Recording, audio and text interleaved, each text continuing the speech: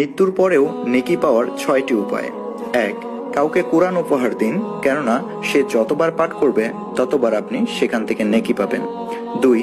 একটি wheel chair কোনো হাসপাতালে দিন, কেননা প্রতিবার ব্যবহারের জন্য আপনি নেকি পেতে থাকবেন। 3. মসজিদ বানানোর কাজে অংশগ্রহণ করুন। 4. কোনো দরিদ্র ছাত্রছাত্রীকে সাহায্য করুন তার লেখাপড়া সচল রাখতে। 5. গাছ লাগান, যখন কেউ গাছটি থেকে উপকার পাবে তখন আপনিও সেখান থেকে নেকি পাবেন।